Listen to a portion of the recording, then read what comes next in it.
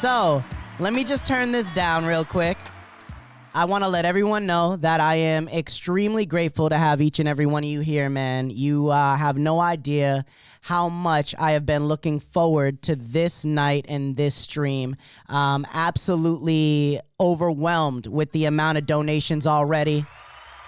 And I couldn't be more excited to bring on this beautiful and amazing person that you are about to meet.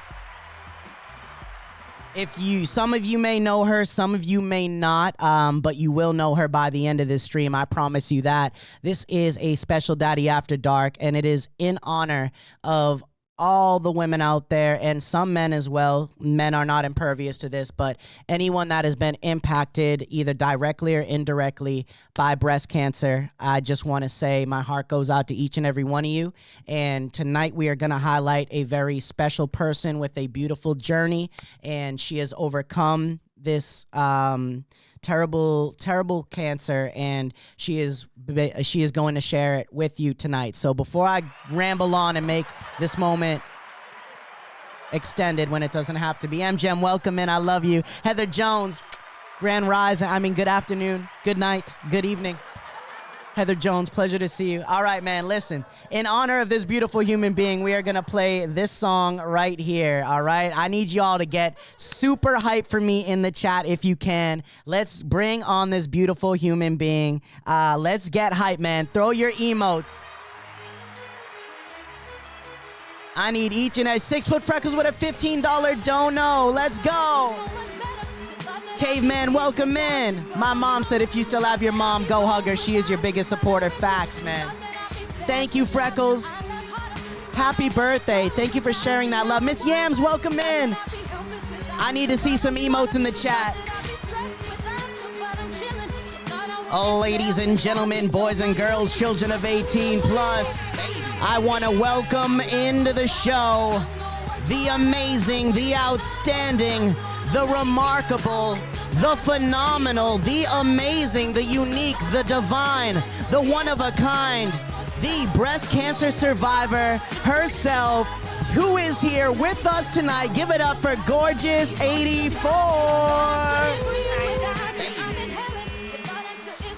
Let's go, baby. Shout out to the amazing Gorgeous 84. That's got to be the best intro on the face of the earth. Did you hear any of that?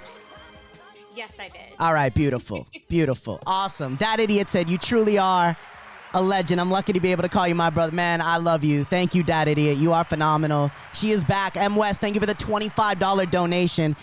Gorgeous, I just want to let you know that currently we have raised, let me count real quick. Math be mathin'. All right, hold on. We're going to save that. All right, the chat's gone. We love you, Ms. Yams. In honor of this beautiful human being, we are raising this stream for Triple Negative Breast Cancer Foundation. Well, it is so good to have you here. I want to say thank you so much for coming on and, being willing to talk about, your journey, and I can imagine how difficult and challenging it may be. So thank you so much for coming on and making some time for us. No problem. I love to do this. I love to spread knowledge and share my journey. If anybody's going through it, family, friend, it can help them and some peace in their mind to it. So I was very honored when you asked me. So let me find. Yep, that's my mom in the chat. Small stuff. Yeah, shout out to her. Crack Kills is, she said perfect. I love that. Crack Kills in the chat is her husband. Welcome in. This scene is dedicated to her and everybody else that has been impacted one way or another by breast cancer. As Heather Jones said, she lost your uncle to breast cancer. And like I said at the beginning, it is not just women who get breast cancer. Big Kari, welcome in to Daddy After Dark, Breast Cancer, I'm a Survivor edition. So right now we are going to highlight this beautiful soul. So if you would like, give a brief introduction about yourself and who you are. Well, my name is Gorgeous. Majority of you guys already know who I am. I'm a mother of two. I'm a wife. I'm a breast cancer survivor. Um, I am here for the fun times, amazing times. I am all about genuine love. Tell me where the freaks at. We have a raid. So we're gonna welcome. I just want to welcome them in real quick. Polo, welcome in. Demon, let's go. Cash, welcome in. So I am gorgeous. I am a mama too. I have a 11-year-old and a 2-year-old. I'm married. I love Disney. I love Yankees. I'm just a fun type of gal. One of the funnest. I'm all about genuine love. Um, I'm here just to network. Dan Cruz. I originally got into Twitch from the Go Live family. Noonie put me on. She forced me to start streaming. W Noonie. So I was a W supporter. That was my first thing. I was always supporting everybody. Yeah, And you were around. I got to love everybody that I followed, and always supported my husband's stream, and I'm always there, and still am. But I'm here. I'm here and now. I'm driving into TikTok, which I love, and I'm just trying to branch out, but have a good time. But right now, school is stressing me out, so that's where I'm at right now. So I'm just living life right now. Well, you know what? I love that. Thank you again for making time with us. I know school is important, but maybe this might be just the thing you needed to break up all the craziness of that. So thank you again for being here. And so, breast cancer, absolutely wild. It affects millions. And it is so wild because I didn't realize that there were multiple different kinds of breast cancer. And I understand that your choice of foundation tonight that some people have donated towards is a very special one to you. And I would love for you to kind of tell us why a little bit the Triple Negative Breast Cancer Foundation is so important and why you picked them tonight. I picked triple negative breast cancer because that is my breast cancer that I fought. That is one of the most rarest and the most dangerous one. It's very aggressive. It's not a lot of cures for it at this moment. I'm grateful that I'm one of the ones that did get to fight it and beat it. It was not easy. It was very hard. The chemo was insane. In the process of doing the stuff that I had to do to be here, to be alive is um not easy because I did lose a lot of friends after this because they were the same ones like mine. Crack Sorry, said I'm your son's emotional. proud of you. Sorry, I'm emotional. Don't And I be did not sorry. want to cry right now. That's but, okay. It's just Hearts in the chat. not a lot of women can beat this. And it's just like I said, it's one of the stronger ones. So I'm grateful that I got to beat it. And it's not easy. But yeah. Well, That's why I picked the triple negative breast cancer foundation so we could find a cure for it. And like I said, I have friends that had lost their mothers to this one. Personally, from that I knew. And then I lost my best friend from it from 8th grade, from middle school. When I started to do this journey, she instantly just passed away. There, when I met more females that had it, unfortunately they passed away. And personally, my aunt had it and she passed away. So for me to beat this is something that is I kind of hold it and said, damn, I did that. You did do that. because not a lot of people could do that. Not a lot. I'm proud. I understand, hater. Listen, I probably should have given a forewarning. This is going to have moments of heaviness. So just be warned. There will be moments of heaviness. There will be moments of tears, and this is a very, I don't know what the proper word would be, but it's a very special stream, and as you can see, breast cancer, it is no joke. And I'm so happy that you were able to overcome the toughest form of it to be here with us today. It's just amazing. So shout out to you. Shout out to the Triple Negative Breast Cancer Foundation. Rest in peace and harmony to your friend, to your aunt as well. And sending big love in the chat to Hater as well, man. If you guys don't mind sending I love you guys. Yeah, a few more hearts in the chat can't hurt, man. So thank you so much.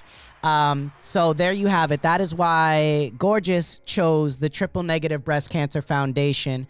So if you guys are feeling generous tonight, anything helps. It doesn't have to be massive. It could be $1. Every little bit helps. And you can see just how impacting this cancer is. So thank you to everyone that has already donated. I really appreciate it. Hater, that's completely fine. And if you feel like you change your mind, you want to come back, we're here. If not, I'm here for you as a brother and a friend off stream. You never hesitate. Mag Legend with $10. Thank you, Mag. Let's go. Embarrassing. Yeah, it's incredible. Thank you so much for being here. Said you are so blessed, Gorgeous, and trust me, not a day. I'm confident that not a day goes by that she wakes up she doesn't feel blessed. Yeah, I'm very blessed. Finding out at the age of 33 that you had breast cancer, it's Nova with another $15 donation. Oh, thank you. Thank you, Nova. Thank you, Mag. That is absolutely wild. Thank you so much, you guys. That is incredible. That's why this stream is one that I've been looking forward to so much because my Nana personally fought and overcame the battle with breast cancer on 2 occasions. And it's scary, man. It is scary, and you heard Gorgeous say it firsthand. The fact she overcame it, to be here with us today, to be even able to open up about this is absolutely amazing, and I am so grateful. So thank you to everyone in the chat. The little nugget. She's smiling. Everywhere I'm at, she has to follow me. I'm sorry, she's mom. That's your little mommy. Nova said, my heart goes out to you. So inspired by your strength and your family support. Crying happy tears. You're here. Yes. So now you can see why I was so excited about this. Thank you to everyone for being here. All right. So now that we understand and know why this foundation is so important for you and so many others, I'd like to, Jason, thank you for the 200 bits, you wild son of a gun. Let's go. If you like to come, she can come. Money, let's go. I just want to ask, how did you end up finding out that you had breast cancer? Literally, I do my daily checks. Okay. I'm always the one that does my daily checks. Before my period, after my period, I always check. And that day, I was in the bathroom and I was taking a shower, and I always check. And I felt a lump on the left top. Okay. Now, like, was this like a big lump? Was it hard? Was it just enough hard to where it was different? It was a hard, different lump. It was just kind of overnight? It was like overnight, to be honest. Okay. And I'm like, wait a minute, this wasn't here last month. So I'm like, that's weird. So I asked Cracked, I said, Crack, I need you to feel my left breast on this side up on the top. And he felt it. He said, it feels a little hard. And I'm like, okay. So the next day, I made an appointment with my doctor. Mm-hmm. My doctor says, oh, come today after work and I'll check and we'll see if you need to get a biopsy, whatever. I was like, okay. she felt me and she was like, yeah, let's double make sure. We'll just cross it out. We'll just get you a biopsy. I said, okay, no problem. The next following day, I did my biopsy. I think that was a Thursday. Yeah, it was a Thursday. That Thursday of that week, I went to go get a biopsy done. And the needle was like this long. Oh God.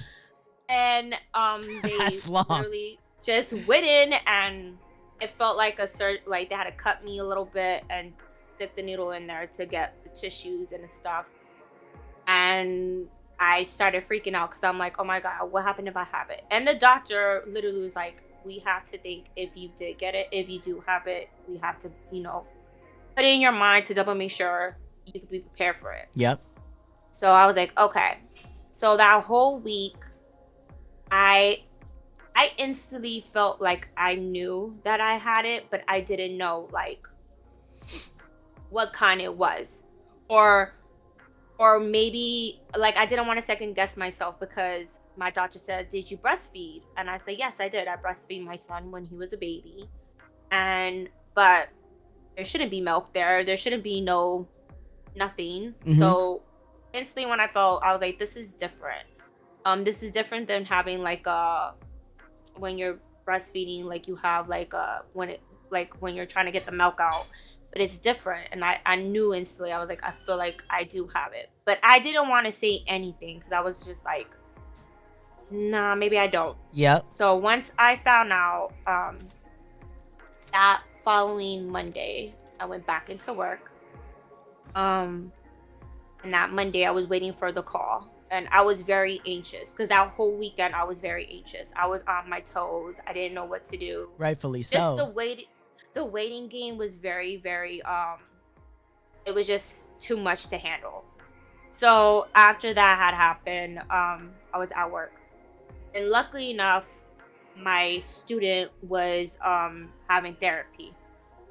Once my student was having therapy, I got the phone call and my doctor says, are you by yourself? I said, yes, I'm by myself. I'm at work. And she's like, okay, I need you to come to my office. And I said, no. I need you to tell me over the phone. Do I have it or I don't have it? Because this is like, I need to process this when I get there. Because I didn't know like how I was going to be. I didn't want to wait to hear out her mouth saying I have it. And then I'm breaking down crying hysterically. I just wanted to know right there and then. And by her just telling me over the phone, like I already have a feeling that I did have it. And she was just not trying to answer the question. And I'm just like saying like, just let me know. Just please tell me. Just tell me. And she says, yes, you have it. Instantly, I was like, okay, I'm on my way. I hung up the phone and I was in the room by myself. There was nobody in the classroom. And I started to scream. I didn't cry. I screamed. I just screamed out loud saying, why the fuck was it me? Like, why does this have to happen to me?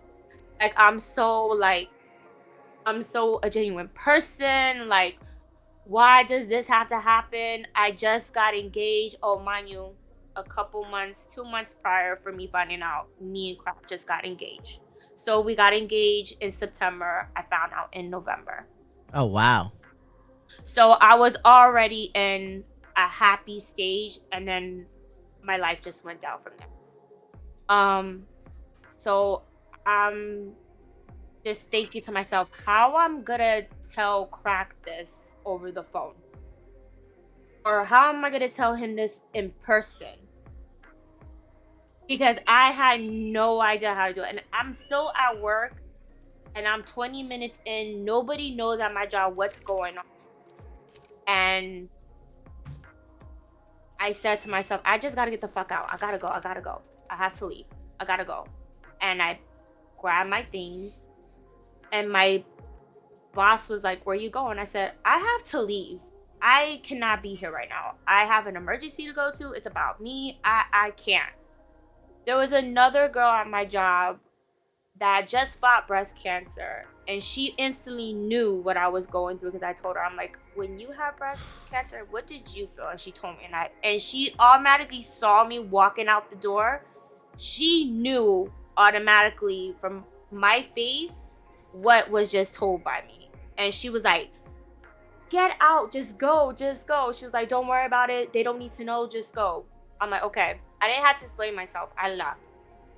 At the same time while I'm leaving, I'm in the cab and I'm dreading to give this news to Crack over the phone.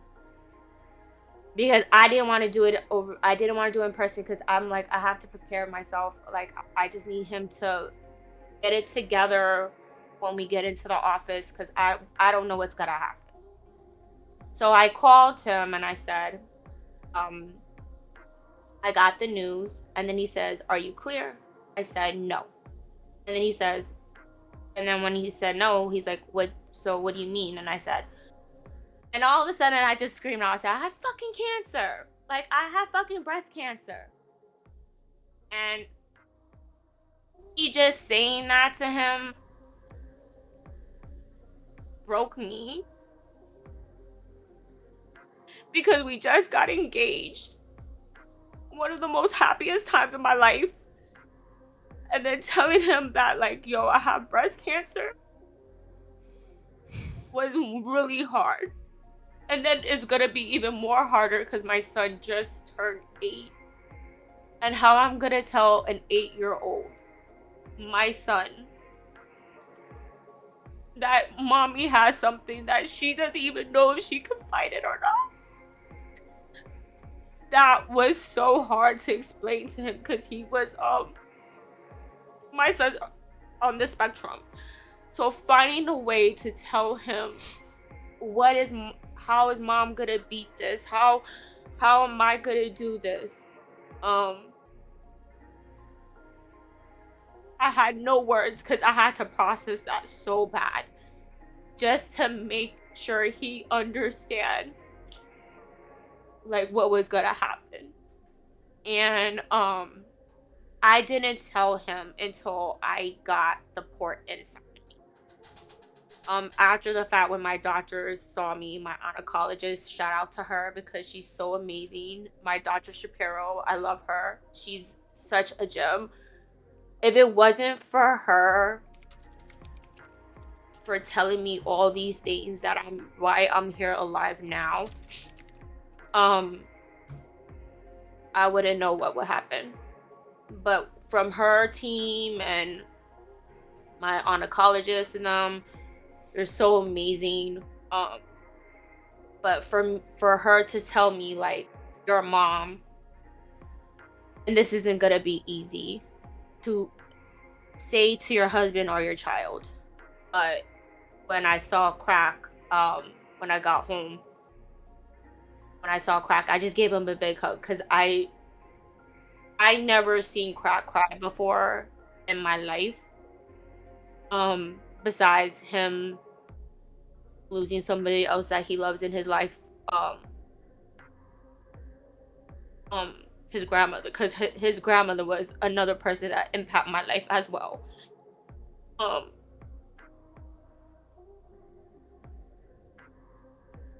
I can imagine that hug felt everything you needed in the moment. I can imagine, especially because I can imagine Crack probably smells real good. You know what I mean? He smelled real good that day, and I remember him. Like Savage. He looked at me and he was like, I remember he said, I just saw my friend and he just saw me broke down, and he told him, and I was like, oh my God, I don't want no one to know right now. And I just didn't know how to process it. But once we got to the doctor, just him being next to me, it made me feel a little at ease. But I knew like he couldn't like save me because it was me that I had to save myself. So I was just trying to like stay focused and once we went to my doctor, she described what kind of breast cancer I had, and she went over through the biopsy, and she said to me, "You have one of the rarest ones, the one that is deadly." And I said to her, I said, "What do you mean? Like, what do you mean deadly?" She said, "You have the triple negative breast cancer." I said, "What? What is that?" Because I never heard of that, and I didn't know at the time there was 3 different types of breast cancers that you have. You have like one with hormones. You have one with the first one. The second one is something with I think by genetics or something. But mine was one of the rarest ones, and I I couldn't believe it. Like you And said, we did, like, why me, right? yeah. I was like, "Why me?" Like, and I even questioned God that day. I said, "Why the fuck me? Like, why did you give this shit to me out of all people? Like, I never did anything wrong. I did everything by the books. I ate healthy. I stood. I I never did nothing wrong. I never did things to harm people or whatsoever." And I kept asking myself that question, and I had no answers. And breaking it down to my husband, and then I broke it down to my best friend, which is Chantilly. Chantilly Chantilly. Lace. She is my one of my closest best friends. So breaking it down to Chantilly, my friend Tasia, my friend Jenny, those are my 3 girls, like, are my sisters. And breaking it down to them was hard, hard as hell, because they didn't even have the answers to tell me. All they could do was their support, which I loved. From distance, from far, they still supported me. Um, Chantilly was like, you're gonna beat it, you're gonna do this, you're gonna fight it, like, don't let this get to you, and if you need anything, I already got, I got little Peter, I got everybody. And I Little said, "I Petey. know." And when that happened, um, breaking it down to my mom was even more hard, because my parents don't live in New York. My parents live in Texas. Hmm. So sharing this news to my parents was even harder, um, because my mom worries a lot. Like, she's an overprotective mom. So, but also what she was dealing with her sister, which was my aunt. Who at the same And time had the same type of breast cancer as you said. The yes. triple negative breast cancer, to anyone that's And just she pop was, tuning yeah. in. And she was fighting it for 6 years. My aunt fought it for 6 years. But unfortunately she didn't make it. And um I just said, when my aunt heard about it, she was like, "Wait, what? Why does she have it? This is You don't carry it." So when we did the genetics test, I had to do the genetics test. They were asking, like, "Does anybody in your family have it?" And I said, "The only person that it has cancer is my you know, my aunt, but it's not through genetics. I don't think so." And when we did the genetics test, come out to be nobody in my family has it. So Crazy. it's crazy. So it broke it down to me saying, maybe you got this from eating. It could be from food, it could be from chemicals, it could be from anything. Or the Honestly. like one of the leading causes is carcinogens Hmm. in the food that we have, right? Exactly. So a lot of processed food, Hey, and a lot Glacier. of things, a lot of things like that. So once I had to fight this, my doctors were very honest with me what we were gonna do. They put I had to go get a port. Once I put a port in, that's when I kind of broke it down to my son. What is, to anyone out there that may not know, what is a port? What does it do, and what is the A port, process? I still have my scar. So my port was somewhere around here. It's a little scar. So it's up by your heart and your veins. It's connected to your veins. it's an easy access to it's an easy access instead of you getting prick all the time in your veins when you do chemo. They do it in the port, so it goes inside of you the whole time when you do your chemo, So it's for and like it goes in. the medication to be screwed on Mhm. and drawn up, Mhm. screwed on, pumped through, and Yes, goes in and instead of cleans you. you, and it goes in your system, and instead of you always getting your veins, because if you get it in your veins died after you get chemo. Oh Your Lord. veins, your veins are shot. They're dead. So when you get the port in, it's a lot easier for you to get it in your system, and you're not getting prick all the time. So the only place that you're getting pricked is in the port, which thank God I got it. Um, so once I had that, I explained to my son. I told him, "Mommy got a port in, and mommy's sick." I explained to him, "Mom's sick, but mommy's going to fight it." Um, and once I said that to him, I told him, "Look, mommy's hair is gonna come out. Who knows? I don't know if my hair is coming out or not." And eventually, it did. Mm-hmm. So I told him, "If my hair comes out, do you want me to wear a wig?" Because I gave him the option. So he was like, "Yeah." He was like, "Yeah, I want you to wear a wig." I'm like, "Okay." So I gave him I gave him a choice of a wig to wear. And I guess he didn't like the wig after the fact when my hair was bald, when I was like going through that process. Mm-hmm. The first week of chemo was it was strong. It was strong. The rush, the feeling, the burning sensation from the top of my scalp from all the way to my toes. I felt that for the first time. And I never felt a burn inside of inside of me like that ever in my life. I had to do 12 rounds of that. My first chemo round, I had to do 12. Over the It course was of how much time does something like that occur? that was 9 weeks, I believe. And I how many started in times per December. week? It was once a week. Once a week. Okay. And I was once a week sitting down for 4 or 5 hours.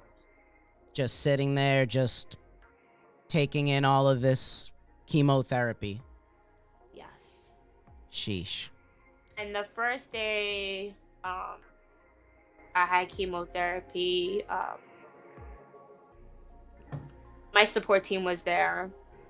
Shout out to Crack's grandmother, Mama, because I love her to death.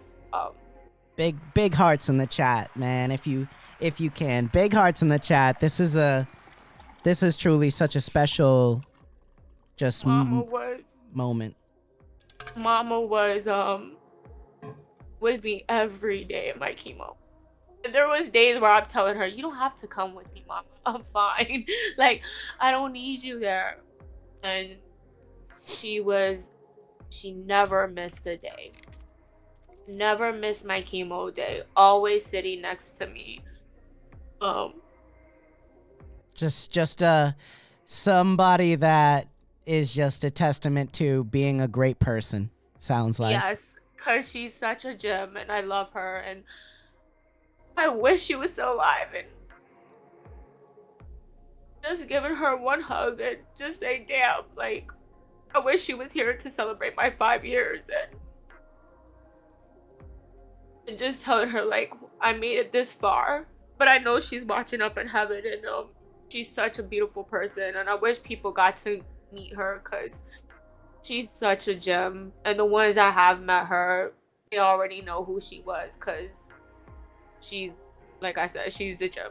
We'd be And a having her true getting angel. lit on stream just like Avion's mom. Oh, Shout out to Ruby. she would have been right now yelling and saying, "The fucking Yankees made it! They're gonna fucking take it!" She would have her Corona beer right now. I'm telling you, we would have been at her house right now if this happened. This is World Series. She takes that shit seriously. But she was always, like I said, always there to support. She would always be there sitting down next to me, and always with my never left me alone.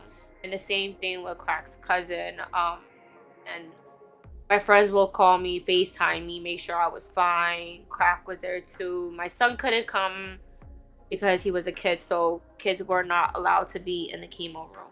Because this was, like you said, around the vid times, around COVID. During COVID, no one was allowed to be in the room with me.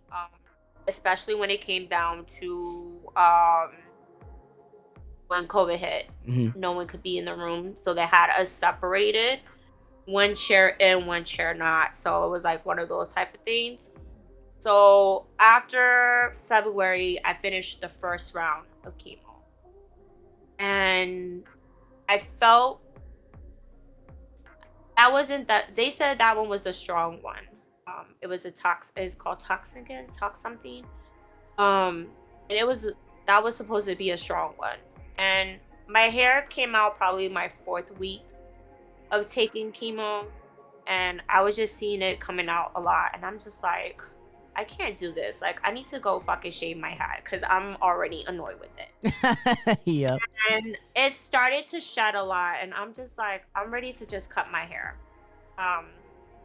So I went to the barber, not the barber shop, but I went to the hair salon, and I told my hairdresser, I was like, I'm ready to just shave my head. She's like, wait, what? You're ready to do what? I'm like, I'm ready to just go bald. And she was like, no, I don't want you to do that. I'm like, I'm ready to go. Like, the hair is just coming out. I can't do this no more because I'm shitting like a chihuahua everywhere. Like, it's just done. So facts, cornholio. I just went, and she started crying because she thought like, this girl is crazy. And I was like, big no. hugs from I'm Juicy. Told Juicy, big I said, love no, from PTSG. I love you guys. So I remember me shaving my head, and once I shaved my hair, like coming out, I looked at myself and I said, damn, I look fucking great having bald of like a bald head. So I had to joke on myself because I didn't know how to take it, but I was just trying to get the feels of it. Like, it's the new year coming. I remember I did on New Year's Eve that I cut my hair, and I'm just like, it's just, I need to get this over with. Yeah. And once I did it, I FaceTime my friends, and my friends were like, yo, your head looks fucking perfect. Like, you have a perfect head. And I was like, we were just laughing, but it was a good time. We got another donation to the foundation. Shout out to 24 Kevin Gaming for the donation to the Triple Negative Breast Cancer Foundation in honor of our fight to end breast cancer. And for this gem, Gorgeous, who has been sharing in depth about her journey of breast cancer. So it means a lot. Thank you, Thank you, Kevin. Thank you. Welcome in, everyone. If you're just joining us, this is the I'm a Survivor episode of Daddy After Dark, premiering and starring Gorgeous, who is opening up and sharing about her journey through breast cancer and the deadliest kind of breast cancer you can get. So we are raising money. This is a charity stream. So if you are feeling generous, Triple Negative Breast Cancer Foundation is who we are partnered up with tonight. So if you'd like to send anything there, JDG with $50 to the Triple Negative Breast Cancer Foundation. Big love. I love you, JD. Kevin, JD, thank you guys so much, man. I think that brings us up to $180 out of 1,000. I just set a high goal. I don't know. Whatever happens, but it's not it's not about the amount, but we do appreciate each and every one of you extending a little extra for such a beautiful cause and in honor of this warrior who overcame triple negative breast cancer. So for those that don't know, it's the deadliest kind. The odds of survival are very slim, and she is a warrior, man. She is a warrior, and she is amazing, and she is sharing about her story. Another $25, this time from 24 Kevin Gaming again. Thank you so much, man. Thank you. I will be. Oh my God. running the shout outs, so just bear with me as well. I'm holding it down in here. I love you guys. Thank you so much. So let's get back to it. So as you said, you shaved the head. It looked I shaved my head. perfecto. I did that. There is pictures on my Instagram, so guys will see it, and on my TikTok. So I shaved my head. And then I was trying to get my friends to do it, but that didn't work, but it was okay. But Hilarious. Crack shaved his head. In honor of Crack you. shaved, yes, And in if honor you of guys have Crack never shaved. seen Crack Kills, I mean, he's got a flourishing head of hair. The fact that he would cut it shows you just how much he loves this woman right here. So shout out to Yeah. Crack too. So he shaved his head, and I knew from there, like, you know, after doing the first round of chemo, they were making me take some pills for like nauseous stuff, and I didn't feel nauseous the first time I did feel nauseous, but I never took the pills because I couldn't do it because the pills were like very thick, and I'm just like, I can't do that. I Like can't a swallow horse that. pill. Like, that's like a Yeah. horse pill, and I'm just like, no, I'm not doing that. So and then I end up smoking. And I took edibles, which made me feel great because I didn't have to feel the pain. My joints were like very stiff. And then also like the aftermaths, like you do get chemo brain, and I still have this till today. Like I am very forgetful. Is there any Crack will tell other you. like internal lingering things that you still have? Like you mentioned joint pain. Are these things that are joints. gonna live with you for the extent of your life now? Yeah. And even though you beat this cancer, is there a chance and a probability that it could come back one day? It could if it wants to. Okay. And in the back of my mind, I have it so far in the back of my mind because After experiencing something so traumatic. experience that is so crazy, and it's so like I said, I'm not ever fucking doing this ever again.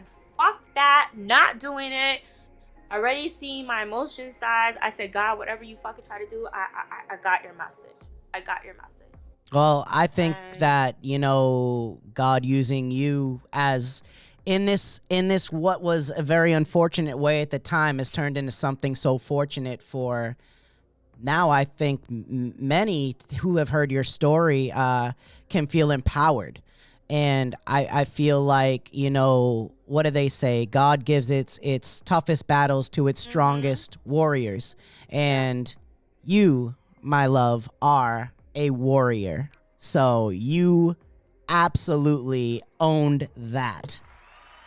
I think I own that, and I made that my bitch. Like You the did. whole time, like I made it my bitch. I love it. everybody, when I broke it down to social media for my friends Let's to go, know Kevin. what was going on at the time, people Let's were go, like, Bear. no, you don't have that. Like, what the hell are you talking about? And I stood quiet because no one really knew. But then when I broke it down and I told them just to respect my privacy at that moment, a lot of people was hitting us up. And, I just told Crack, I said, for once in your life right now, Crack, we don't have to answer to anybody. Like, let's just focus on what's important right now. Because right now, like, this is what it is. And we have to, like, move forward. Like, that's what my thing was at the moment. But I remember sitting in that hospital with the doctor, especially with my oncologist, how when they told me and Crack when we were sitting down, how this can be and how this can turn out, I'm like, nah, I can't have any outside noise. I have to stay focused and try to beat this as much as I can. So when we did the chemo first round, everything went smoothly. Second round, I had to do the second round chemo. The second round of chemo is when COVID hit. So in March, because we had February, I had a month no, February, March. So like maybe, yeah, the second week of March is when we found out more about COVID, so there wasn't letting nobody come in. Hmm. And that week I took in they called it the Red Devil juice. Oh wow. The Red Devil juice, that was very strong for me to take for my body, because for other people that took it first had no experience. They were like, "Oh, we're good. We're fine. Like it's fine for me." But DJ for Too Long with me, $5 donation. thank Sorry you. to It's okay, interrupt. my love. Shout out to DJ Too Long. Thank you Thank for you. another donation to the Triple Negative Breast Cancer Foundation. Thank you so much, man. Thank you. So for the second round, taking the Red Devil juice, Crack will tell you, I hated it. That's when I was losing my taste buds. Everything was tasting like metal that first week. Um, I didn't like how I felt very tired. I was trying to push through it, and I felt instantly tired. And I still will push through, like walk, Hmm. push myself to walk. Every chemo, after chemo, I will have a big jug of water. I will sip my water, um, eat my fruits, and let all that chemo toxin out of my body. um, Once I was taking the chemo, but drinking water was my best friend. Even though sometimes the water tastes a little different. Hmm. Because I just taste metal in my mouth at that point. Um, and I hated it. But I had to force myself to eat. Um, and that's where a lot of people don't understand. The chemo starts affecting your taste buds. It start affecting how you feel. You get tired a lot. But I had to push through it because that was something that was very important for myself, and to go and keep going. So once I took that Red Devil juice for the first time and I seen it, I was like, "Oh god, this is going to like," I was scared of it. That one I was scared of. Um and just seeing how it affects me for the first week, I did not like it. It made me lose my eyebrows instantly. My eyelashes were gone within that second day. Oh my Um gosh. and I'm like, what the fuck? I'm like, this is not going good. And my skin started to turn different. I started looking more hellish. And I'm just like, I can't do this. But I had to do 4 rounds of those for the Red Devil. So 1 week I had it. The next following week I didn't need to do it. Then the next following week I did. So my last round was on 420, which I was like so excited to not have. I Yes. was like, 420. I'm like, this is my last day of my fucking chemo. Fuck you. I am done with this shit. I'm like, fuck it. And I forgot what 420 was because I'm just like, I'm just excited that it's my last day of chemo. And I'm like, fuck you. But then I did forget. See, look, I'm forgetful. That's okay. Each month they will have to stick a needle inside of me for me not to have a period. So my hormones can stop. So this is a big problem. I went to early menopause.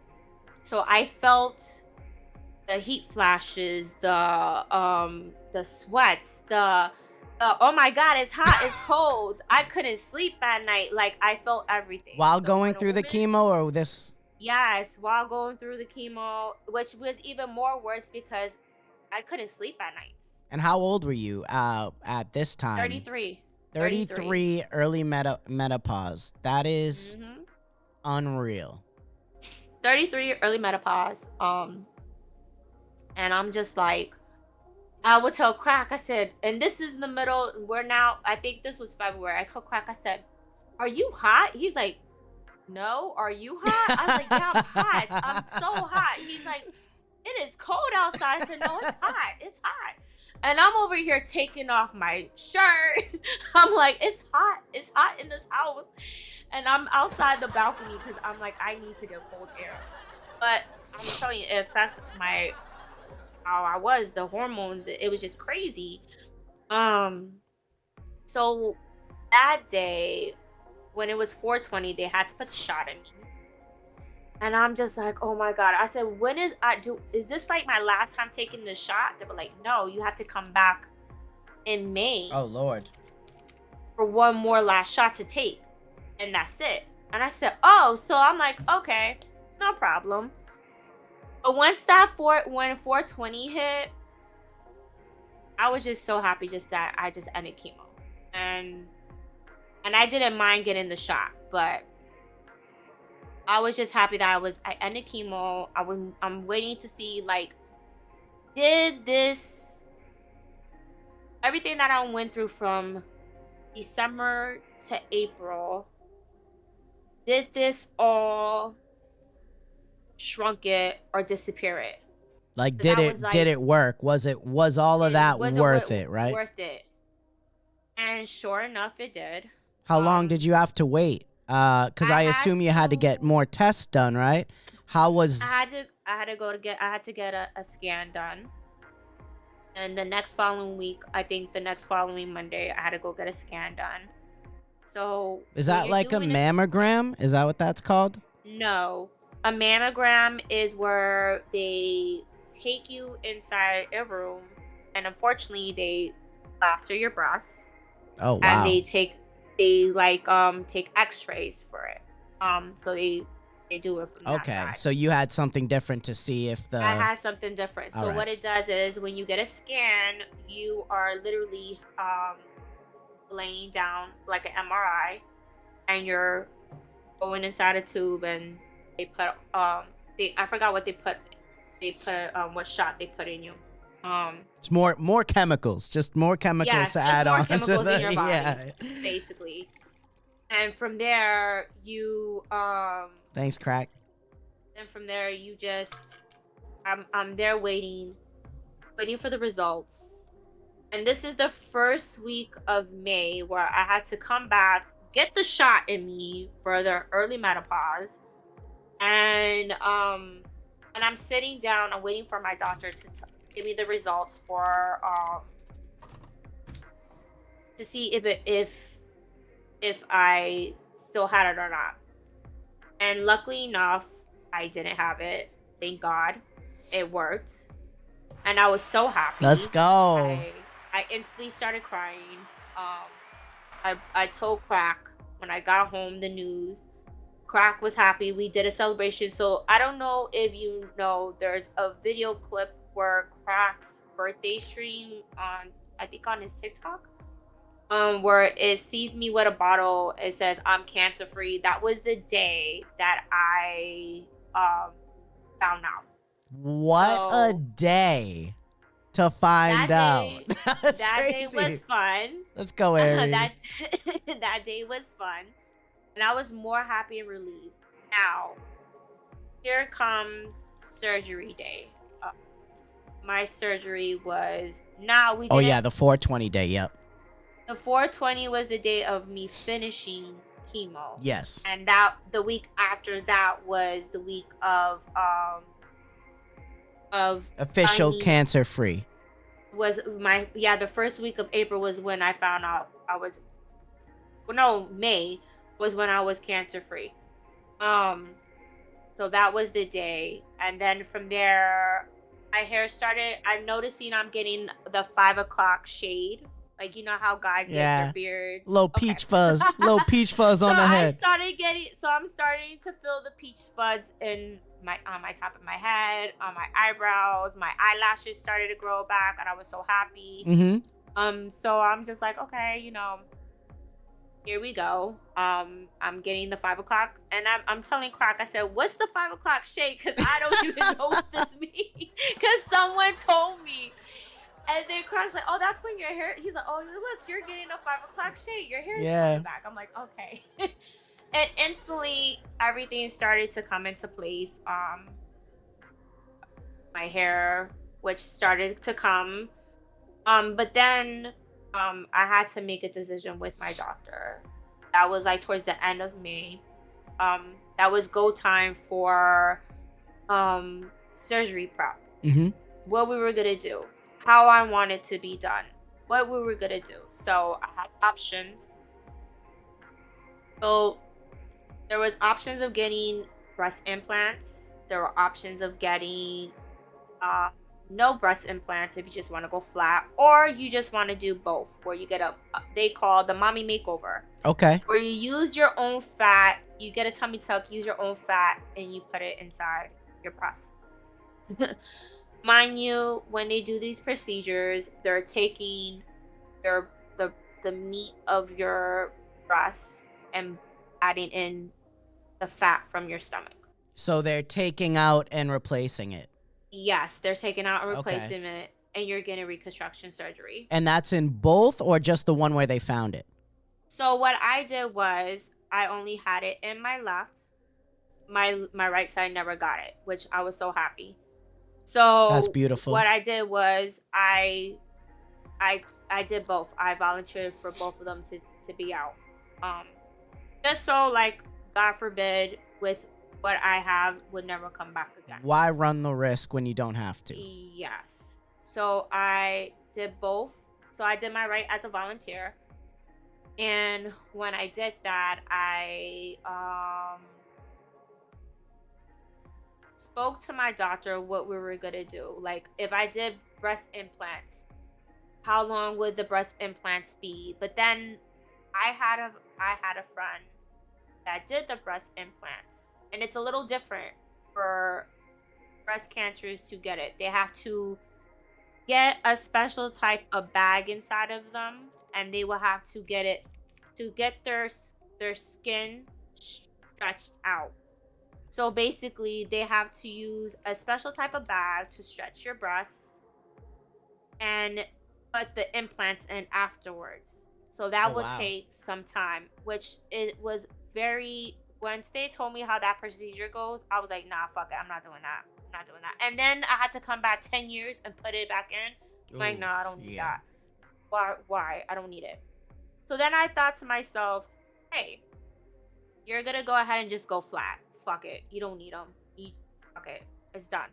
So I was gonna do that, but my mom was like, no, like, you wanna have your boobs? I said, what? And I spoke to my friends. I said, why do I wanna have boobs if that shit just try to kill me? Yeah. I'm like, great question. I'm like, hello. I'm like, hello, my breast just tried to fucking kill me. Yeah. Like, hello. So then I thought very hard and long for to do the flip, which is the mommy makeover, getting the breast into having a mommy makeover. Mm-hmm. So I'm like, sure, let's do the mommy makeover. I have enough fat. They weighed it in, and I'm like, okay, let's go for it. So surgery day, well, actually before surgery day, my friends threw me a goodbye booby party. W friends. So they were like, we're gonna throw a goodbye booby party, and I'm like, fine, because I was like, at the same time, I'm like, I don't want to lose my friends that I have here, because I've been with them for so long. Yeah, of course. And I didn't know how I was going to be afterwards. Like, would I accept the new ones? Like, how would that make me feel? Like, I don't know. Like, it was a weird process for me to really think. And I felt very, like, how can I say? I didn't feel woman enough, if that makes sense. I didn't feel... I know what you mean. I didn't feel like... Yeah, I didn't feel woman enough. And I had to get to re-know them. Like, it was like a whole process to really think about that. And people don't understand, because it's like something is getting ripped away from you. And unfortunately, that happened to me. I got ripped away from, and I had no control of it.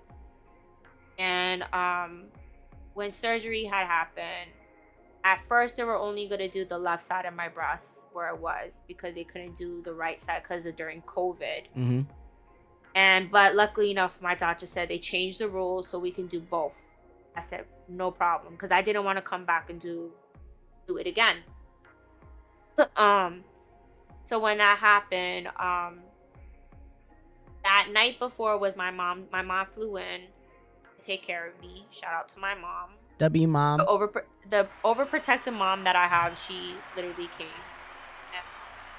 That was her birthday week. That Monday, the 29th of June, was my surgery day, and that was my mom's birthday. So the night before we celebrate my mom's birthday, I was very nervous for this surgery, because it's a big surgery. I never had surgery before, and we didn't know what was going to happen. So the night before, I had my go bag, I had everything ready, and just me being by myself in the hospital and not having like to wake up to seeing Crack or my mom next to me was really weird, because of all this COVID existed.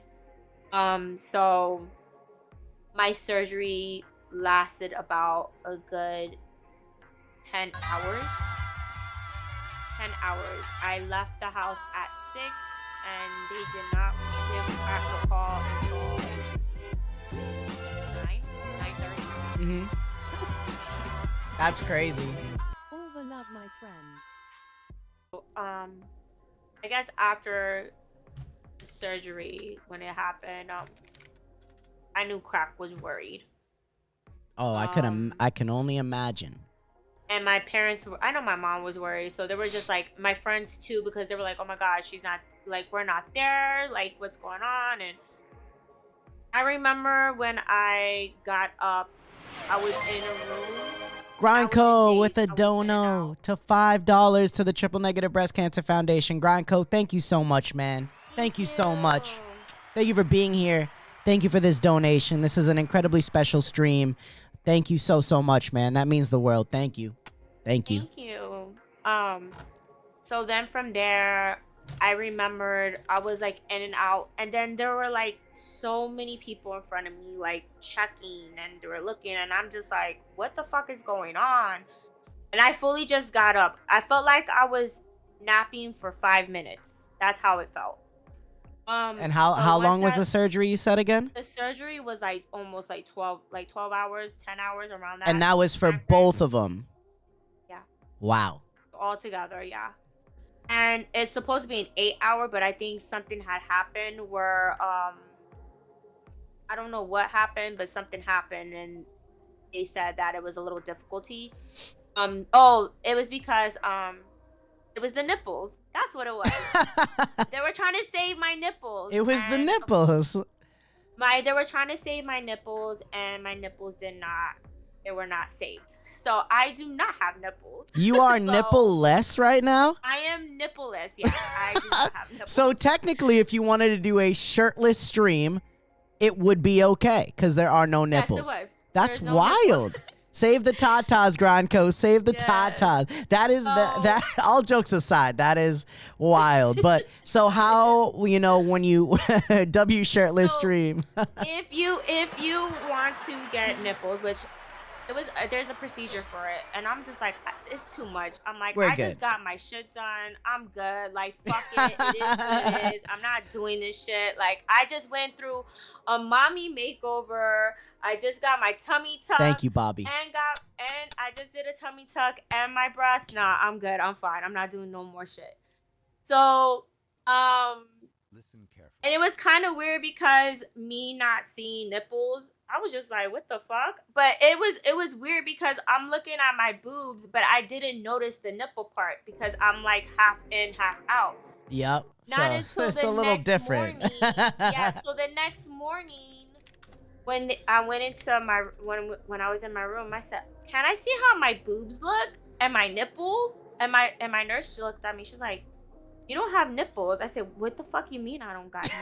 What the hell are you talking about? And she was like, you don't have nipples. I'm like, Oh. I'm looking around. I'm like, no, this is a joke.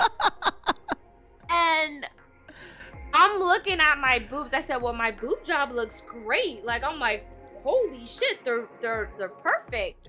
But I'm like, what the fuck happened to my nipples? And that's when my doctor came in and she explained to me, like, they couldn't save them. They thought they would be able to save them. Majority of women that do have breast cancer reconstruction surgery, they don't have nipples. Some do, some don't. I'm the one that doesn't have them. It's okay. This whole journey has been super unique. It's only fitting that you don't have the nipples anymore. So I'm like, I don't have nips. So I did see pictures of women that have, that have tattoos that cover their scars, and that's what I'm going to do. Oh, that's awesome. I'm gonna cover my scars and put the tattoos there, which I'm very excited to do. But yeah, with me not having nipples was kind of hard to deal with, because I'm like there's no nips, and I can't tell when it's cold and not cold, so I'm like what the fuck? So it was really hard to adjust that part of myself, because I'm just like, yeah, there's no nips. So that's wild. That is so wild. But my friends will because me and my friends will make jokes about myself, because it's just like, it's only me, it's only right. That's great. My friends were like, I mean, now you can wear a tank top and no one knows if you have nips or not. Facts. Like, that's true. I have nipples, Greg. Can you milk me? Milk me? I love that. That is so wild. The more you know. I feel like I've known you for a while now, and I just finding out you have no nipples. That's wild. Feel like not only our friendship, but everyone in here, if this is your first time, you just immediately went to the top of the list, because only people who have watched this stream are going to know that this amazing warrior has 0 nips, but soon to have tatted. I have no shame. Tatted designs. Right, I love that. So how has growing through this experience helped you as a person? And are there still days where you struggle emotionally with what you have experienced? Yes. There's days where I used to be one of the girls that I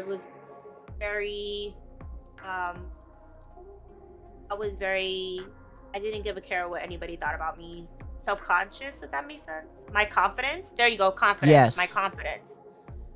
I had the highest confidence in the world. Since going through this? Yeah, since going through it, and then after, my confidence went down. So now your confidence is lower now. It's lower now than it was before. Like, I never had that experience. Maybe because of what I went through with my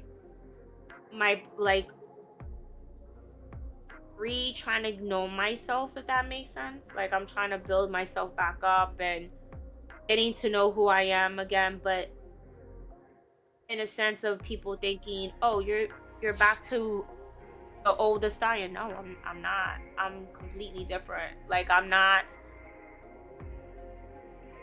who I was almost 5 years ago. A lot has changed from that time to now. Like, I am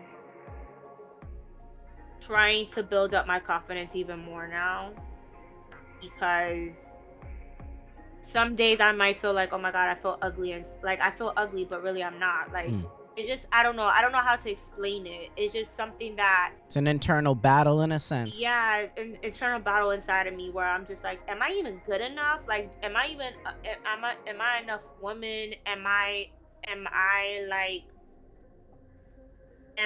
even what, am I okay? Like, I don't know. Like, I can't explain it, because it's something that I'm still trying to figure out myself. Has going through this, did you contemplate, or did you go through therapy through this ordeal. Did you? I did. So you went through it. You went to therapy going through this. Do you still attend therapy now to try to help? Yeah. Okay, that's a powerful thing, because I have never heard anyone. Oh, well, first, this is the most in depth I've ever discussed this topic with. So thank you for being open and honest about that, because I know it's not an easy thing to say. And No. but in that being said, there is power that you do open up about it. And in what ways has therapy played a positive role in your life through this whole experience? And this right now, it's helped me find myself again. It helps me find who I was to who I am now. So basically, let's say everyone that knew me before, they knew like, oh my gosh, she's the sweetest person. She's down to earth. She's this and that, and I'm still am. Mm-hmm. But now I am more aware of like, I'm more aware of my surroundings. I'm more aware of my boundaries. Like, if I'm getting hurt emotionally, I express them even more. And I'm more like, I'm not an easy target. Like, not trying to say I'm an easy target, but I'm more fierce of like letting it be known. Well, once you go through something that you did, I mean, what can really there's not some Like, comment that can really no, break you. I mean, you no. legitimately escaped death. And Yeah. speaking of that, so now that therapy has helped you, which is incredible, get more in tune with who you are. I myself have never been close to, in that way anyways, really being like, oh, my life may come to a close. I may not make it out of this. What kind of emotion, what kind of feeling, what kind of thoughts went through your head when you were in the heat of those things? How, like, I can't really imagine. Just not knowing. Not knowing was very scary. The not knowing was a very hard chapter to go in, because you didn't know what was going to happen. You didn't have the answers right there in front of you. You didn't know, like, can this, you're going to be good the next day. You're going to be okay tomorrow. You're going to be okay. In reality, you don't know. And especially when it comes down to fighting cancer, it's a lot harder than people think it is. They think like, oh, you beat it, you're good. No, I'm not. Like, my emotions are not good. I am in a fragile stage of my life. Like, I am very sensitive. That whole first year after me battling breast cancer, I was very sensitive. Sensitive in the fact that I was, how can I say, sensitive like in my, how I looked, put it that way. Okay. Mentally wise, I was fine. You try to tell me something, I'm like, oh yeah. I still had a smile on my face, whatever. Yeah. But showing like, is my boobs even? Am I okay? It's going through body changes yeah. Like my hormones, because mind you, I still have not gotten my period. So I was still in that early menopause stage still. I did not get my period until I didn't get my period until 2021. So that was a In few March. years. In March is when I got my period. And so you went through early menopause, but is that gone now? So here's the catch. When you have that inside of you, and then you're dealing with that as a cancer patient. You have 2 months. If that 2 months your period comes, and let's say the next month, the third month, your period doesn't come, you're fully into early menopause. Oh, wow. Okay. Now, in my case, that time I got my period. It was to March and April, I remembered. And then the month of May comes. I don't have a period. Went to my GYN, nothing. Comes out to know at that time I was pregnant because, mind you, I had no eggs. Yep. Before this process, I had to have saved my eggs. And I remember Crack telling people, she's gonna save her eggs. Well, let's save our eggs. I'm like, I'm not saving no eggs because I need to make sure I'm okay. If we're gonna have another child, I need to make sure that I'm okay first. I can't just have a kid come into this world and I'm not okay. Yeah. After going through So, all of that, body changes, chemicals yes. pulsing, mental, trying to get yourself on track. I can understand how maybe a child could not be on the forefront of your mind at that time. No. At that time, I could not deal with it. I was like, we have one son, we have one kid, we have a son, and he's fine. If God wants us to have another kid, he'll bless us. And sure enough, that's what happened. A little nugget, a little chicken nugget. My little cheeky. Your little was conceived. I don't want to say. I had no idea. Is she a little miracle child? Would you say? She is. She is my little miracle child. Let's go. And it's funny because I did not know I was pregnant until the day of my wedding. Oh, wow. So shout out to her. Shout out to the little mommy. She's a pain in the ass. The best pain in the ass you could ask for. Facts, diaper. Facts. That's facts. She's amazing. She keeps me on my toes. She's wild. I can hear her screaming in the background right now. I love that. And I know she wants to come out. She's amazing. And I didn't know I was pregnant until we got into the plane. And this is the week of our wedding week, and I'm just like, I felt butterflies. I said, no, there's no fucking way I'm pregnant. And I said it to myself, there's no fucking way I'm pregnant. Mind you, welcome in, my boss. A lot of women would know with their breasts getting big. Mind you, I didn't know because look, I don't have the breasts to let me know if I'm pregnant or not. I don't have I didn't have morning sickness, so I literally was blessed not knowing she was inside of me until the week of our wedding week. And unfortunately, I found out and I was like, oh shit, we're having a baby. But how far along was I didn't even know. Not until I found out in November I was 7.5 months pregnant. That's crazy. So you weren't even showing at the time? That's nuts. I had like a little pouch, but the little pouch looked like a period. Like it was like a almost pouch. Bloated in a sense. I was bloated, yeah. Yeah. Like a bloatedness. And then come out to be that was my daughter. So this whole time she was hiding, literally hiding, and all I was saying to myself is like, am I gonna be able to fit this damn dress for this wedding? Like, I'm like saying to myself, am I going to fit this dress? Because I just paid amount of money on this damn dress, and she wants to pop out of nowhere. No alterations now. And I can't do any alterations. I need to know would I be able to zip it up. I was nervous more than anything.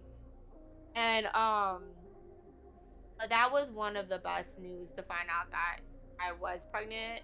But I thought I would never be able to have kids because that's the chances of being a breast cancer survivor. You may not have kids again. And unfortunately, with my case, my daughter is my miracle baby. Also a blessing. Demi, welcome.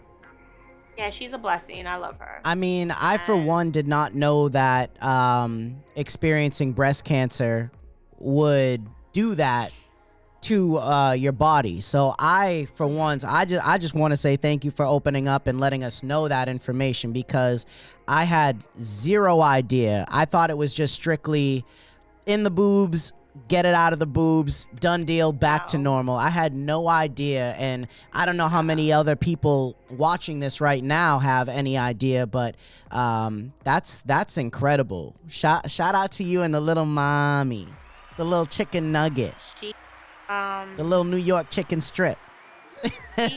she's something. She's out of control right now. Yep. Out of control.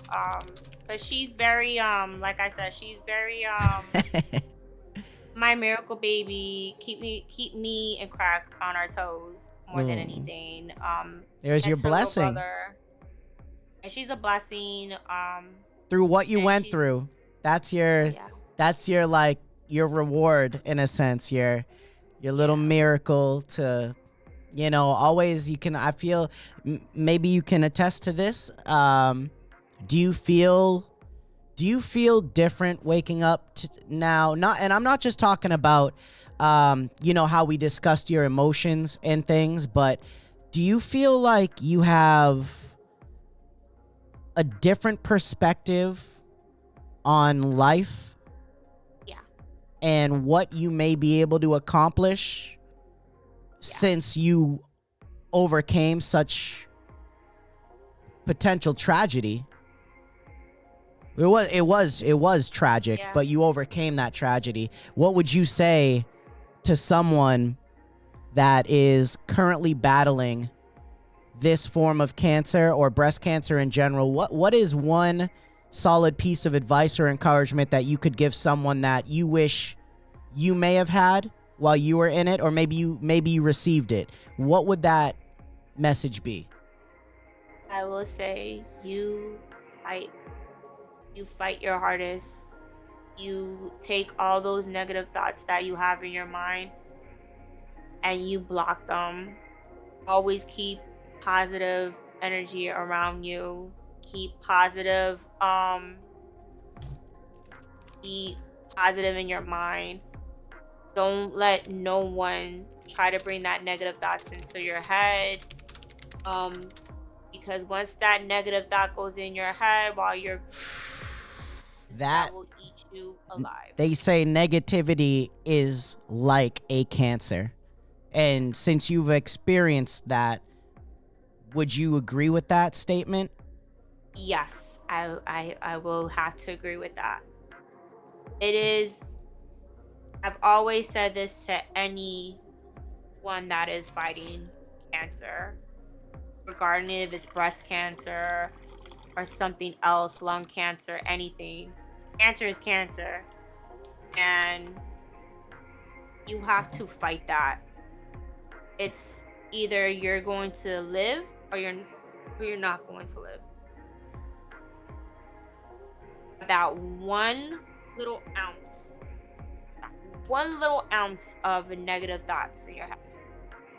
That one little negative thoughts will eat you inside until it gets what it needs. And once it gets it, you're no longer here. Game over. It's over, it's done. So what I did was I kept positive energy around me. So every morning when Crack and my son was sleeping at the time, I would wake up early in the morning and just meditate, walk around, um, see the sunset, what makes me happy. And sunsets, sunrises was one of my favorite times to see.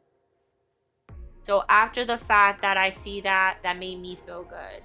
And just having time for myself to make sure that I'm more at peace and I'm ready to fight something that I have to fight. I have to keep fighting. Um Now I still have to keep fighting.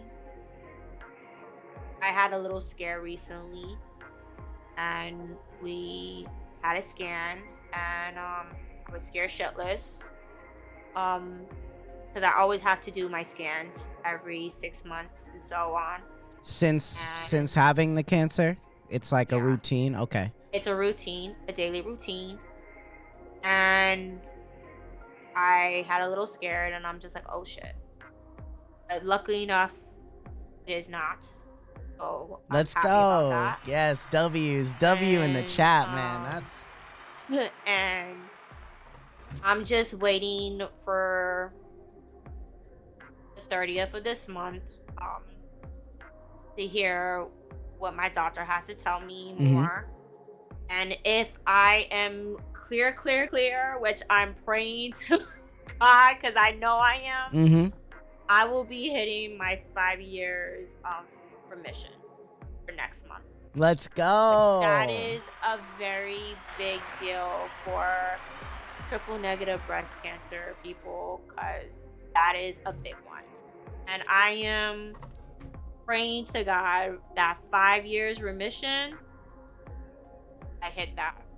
You will. You got this. I am. In the words of Demigod in the chat, you got this. I got it, and I'm just so excited because 5 years for somebody that had triple negative breast cancer is something very huge, exciting, big milestones, and that's something that I am forever going to be grateful even more. And I'm going to cherish every minute of that, because that's something that I've worked hard for. And now I'm still going to work hard even more, because my next goal is to be 10 years, 20 years. Yes. And so on, of cancer course. free. A lifetime. A lifetime, because I have 2 kids, I have a husband. I want to see my kids graduate. I want to see my daughter. I want to see my daughters, I want to see my daughter, her sweet 16, her wedding, the same thing as my son, get married, graduate from high school, graduate and go to college. Like, all those things to me is very important. And I'm all about, I am now, maybe be a little bit more stronger and a little bit more wiser. And the wife that I am now,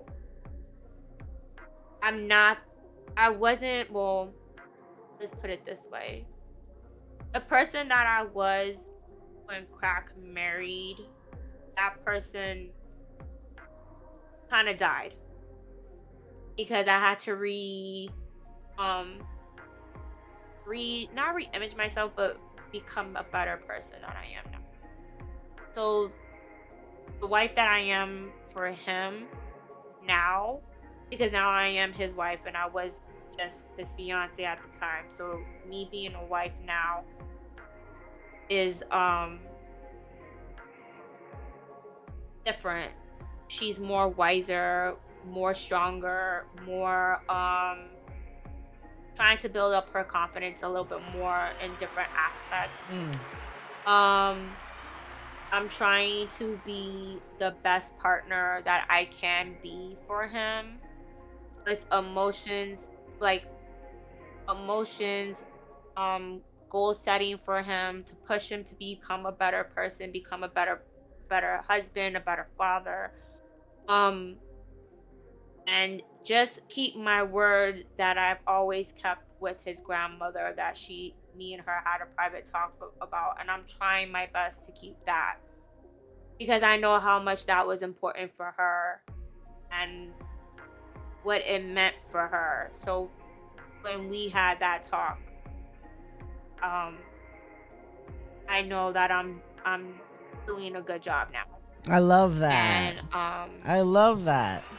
And I'm like I said, I am just the woman that I am now is Love Life with a $25 donation. Oh my God. To the Triple Negative Breast Cancer Foundation. Love Life, thank you so much for your generous donation, man. That is incredible. Thank you so much.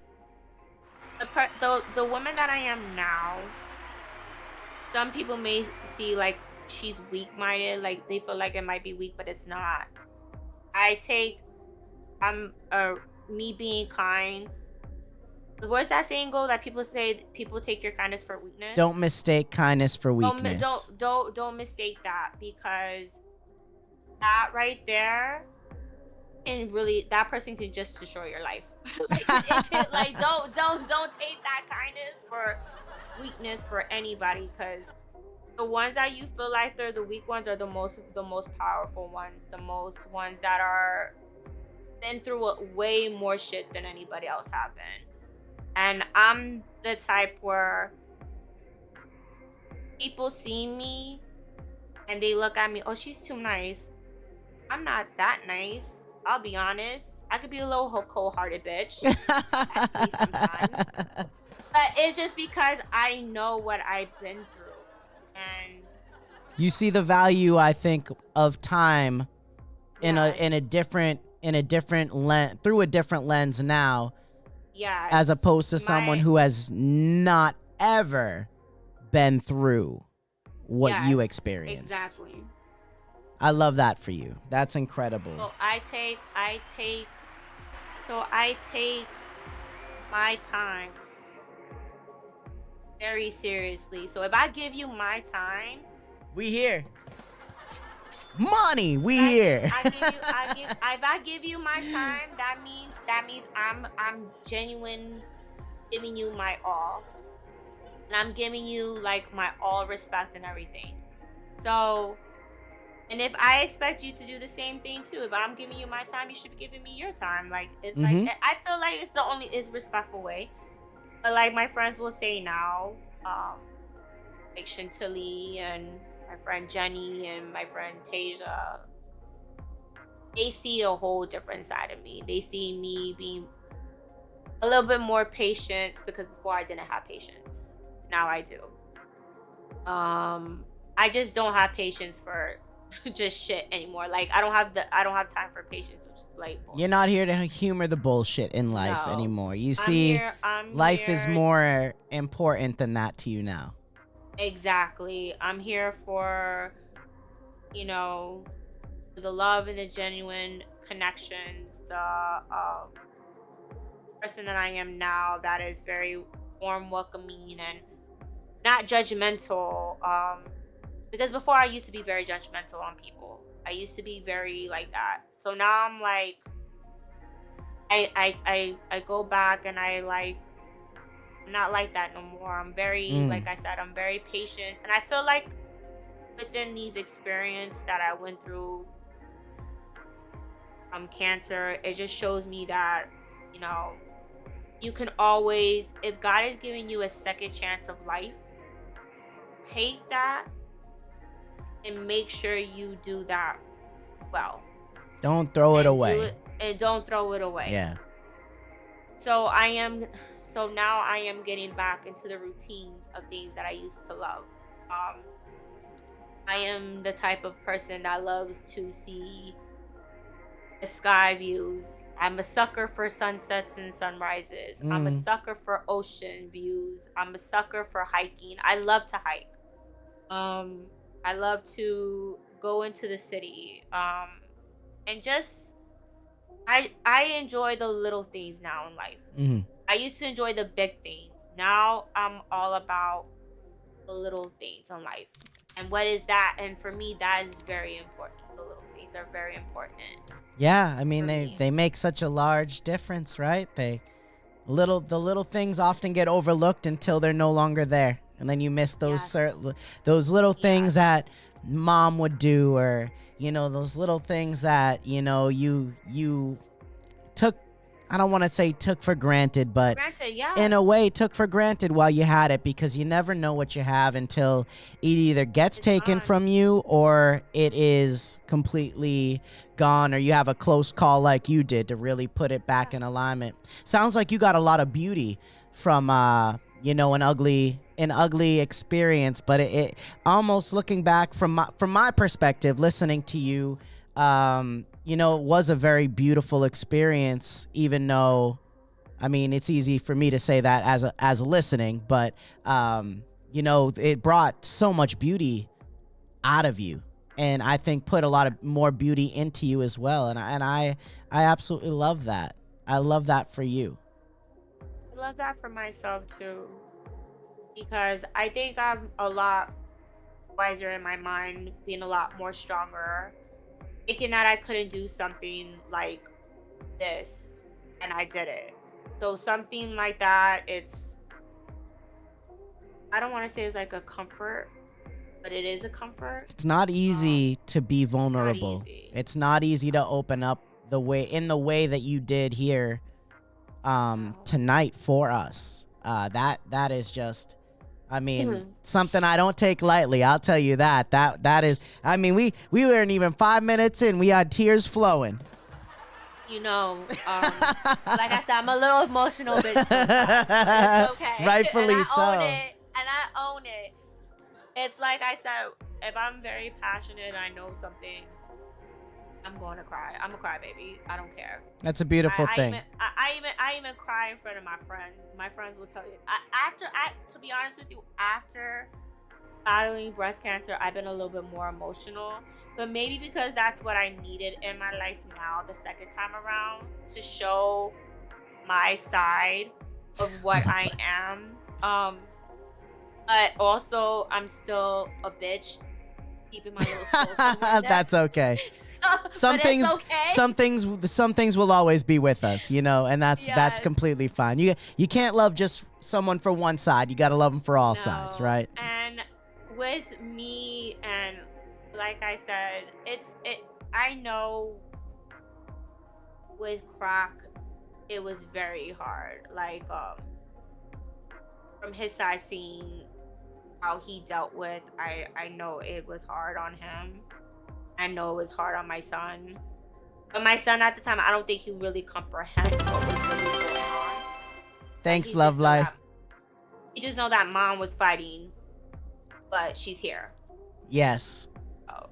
But for Croc, I mean, I would be on him to share that part, because I wouldn't know. I mean, I don't want to pressure the situation, but no. I would love if Crack is willing, Black Knight, welcome in. If Crack is willing to give us a few minutes of his time to share that perspective, I mean, I would absolutely be humbled by that if he's still down to do that. I think he would be. I don't know. He just wrote something. I don't know. Is it a yes or a no, Crack? You could bring Violet. Just bring her. She's all. Yeah, bring the little Nina. And it doesn't have to be a long thing. Just I really love this because, you know, it's one thing to hear how it directly impacted and affected you in your personal life and even professional life and so much more. It would be great to hear the side of someone who was one of your rocks, and you know, just the pressure it may have held, the toll that it may have taken, and you know, just how much more in touch with himself he is now, having experienced that by your side. Yeah, because I know I'm his rock, but he doesn't know that how much he is my rock. Through our relationship, we had our ups and downs, and it's not easy. But I know this one wasn't easy for him at all, so. Poppy down. Let's go. Everybody, welcome to the stream. The beautiful, the amazing, the phenomenal, the New York Yankee loving, what? My Poppy, Crack Kills. Welcome to the stream. My boy Crack in the building. Crack. Let's go, baby. Welcome in, my guy. How are you? Baby. I'm alright. I'm watching the World Series. You already know. Oh, yeah. So this is serious. Thank you for taking time for us. I won't keep you for a long time, but we are here for a good time. So you already know, you know, what I want to ask. And, you know, shout out to your wife for coming on here and opening up. And one thing that I wanted to know is, how was this on you? How was going through this by her side? How was this on you, weighing on your soul, weighing on your mind? You know, just having to be there and in a sense just keep the faith and not really be able to do anything except be there. Well, first of all, I just wanted to say appreciate you taking the opportunity to speak to her and letting her tell, the experience, and opening up for her is not something that's easy when it comes to this. It was not the easiest time for us or for her or for anyone. It's never easy to go through cancer, right? We can imagine. I'm a big advocate for when I speak to people who tell me they're going through, and someone that they care about is going through the struggle, how it affects the person that is by the side of the person going through it. And it's not the easiest thing in the world to watch somebody you care about go through one of the scariest things they're probably going through, and there's literally nothing you could do physically to help them, right? Mm-hmm. I could help her as much as I can and be positive, and I could help her as much as I can and be by her side. And I couldn't even go to appointments because it was COVID. It was crazy. It was just a compound of bad timing. It's never a good time, obviously. Not to be able to even be by their side for chemo. I mean, I got to go with her once or twice, but when COVID got really bad, it was just like she had to do like the last couple months by herself. So it's never easy to be the person to watch the person you care about, love, change physically the way they look, change mentally how they feel. And someone who's so confident becoming so unconfident is not easy to experience, right? Yeah. And then I listened to her explain when she told me she had it, and I remember exactly what it felt like, because me and you, we play Call of Duty, right? Of course. Diaper plays Call of Duty. Yep. Anyone in the chat knows we play Call of Duty. Oh yeah, we go hard, by the way. For somebody to